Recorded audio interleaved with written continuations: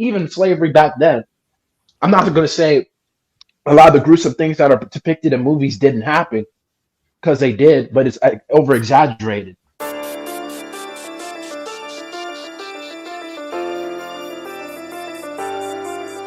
I'm going to say the real tragedies that happened to black people during slavery aren't even what they're taught to you in a conventional history or school. Like, for example, how do you think modern science are able to know so much about the human body, like its freezing point, its boiling point, how the bones work, and like, all these structures?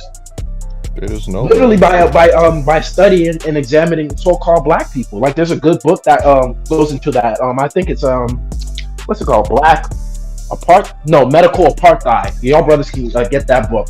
I haven't read it fully, but there's just certain sections I mentioned. Like, for example, for black women, they would perform surgeries on them without anesthesia, just to test the effects of their endurance. Or like sometimes they would put black men or women into a pit and put like boiling water to just see at one point their skin would peel. Like, there's so many things that happen to people in slavery that is never talked about. It's always about master just cracking the whip on a nigga's back, and it's like, no, it's a lot more nuanced than that, bro.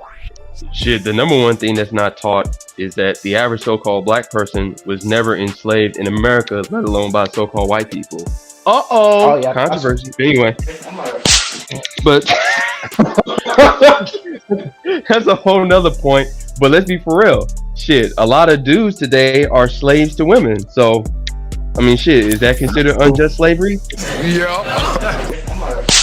And if we also just gonna be stacked with it too, the concept of like chattel slavery, in terms of the more gruesome versions and the more gruesome imagery of it, it really hasn't even gone away fully around the world. You go to places like Libya and Chad and Sudan, places like that. That stuff is still going on out there. So it's just a product of life, man. Like when you've got people in subjection, that shit happens, bro. You just gotta. It is what it is, man. Like it's whatever. Mm-hmm. I mean, you just gotta be gracious and be. You gotta. That's the thing. You gotta be instead of worrying about trying to be some freedom fighter. Be gracious for what you have. Be gracious for the life that you live, and stop trying to be some sort of freedom fighter for the world. Because number one, that's disingenuous. Because you're not really about that. Exactly, you're not really about that fully. If we're being real. And number two, you know what I'm saying? You just got to express gratitude and be thankful that you're not in that situation. You know what I'm saying? Because that stuff, the more gruesome versions of the chattel slavery, and the imagery of that still goes on throughout different countries around this world. It's just not going on in America. It's been outsourced essentially. That's all that's happening. Exactly. Yep.